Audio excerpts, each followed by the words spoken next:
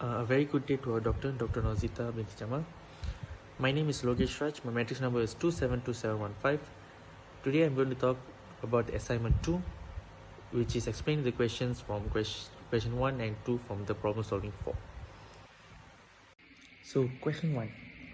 Find the inflection point of the function fx equals to x cubed minus 3x squared minus 144x.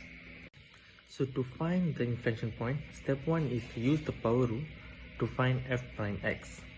So the function fx equals to x cubed minus 3x squared minus 144x. Once you find the fx, you get 3x squared minus 6x minus 144. Then we go to the second step. Second step is to use the power rule again to find f prime x, which means you need to use the second derivation. So from the first fx, f prime x, you can get 3x squared minus 6x minus 144. So the f prime x you get is 6x minus 6. And the last step is let the f prime x equals to 0. So once you let f prime x equal to 0, you get 6x minus 6 equals to 0. Then 6x equals to 6 and x equals to 1. So that one is the inflection point. Now to question 2. Question 2 consists of 5 questions in total. So A is write out the total revenue function, Rx. So Rx equals to P times Q, which is price times quantity. From the equation itself, we can see x equals to 100 minus P. We can rewrite this equation to P equals to 100 minus x. The P is the price. For Q, quantity is x. So to get the revenue function, you need to P times by Q. So you get 100x times by x. So our Rx function is 100x minus x squared. Now to B, formulate the total profit function. See, profit function equals to Rx minus Cx. So we just calculate the Rx and the Cx is already given. So all we have to do is minus the equation itself. So from Rx minus Cx, we can get negative 103x cubed plus 6x squared minus 11x minus 15. Now for the question C, which is to find the profit maximizing output. So to find the maximum output, we need to find the maximum point. So for step 1, we need to use the power rule to find profit prime function. So profit prime function you get is negative x squared plus 12x minus 11. Now after step 2. Step 2 is to let the profit prime function equals to 0. So once we get the profit prime question, which is negative x squared plus 12x minus 11, when it equals to 0, you get two answers, x equals to 11 and x equals to 1. We get x equals to 1 and x equals to 11. Now we need to separate them into intervals. So the first interval is negative infinity to 1, second interval is 1 to 11, and third interval is 11 to infinity.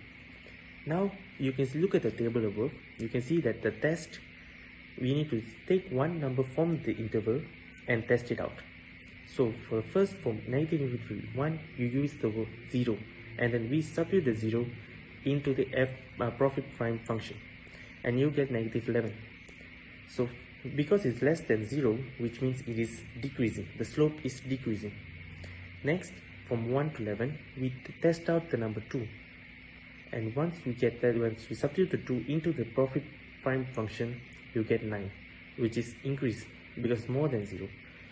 And then third one, when you substitute 12 into this equation, you get negative 11, which shows that is decrease.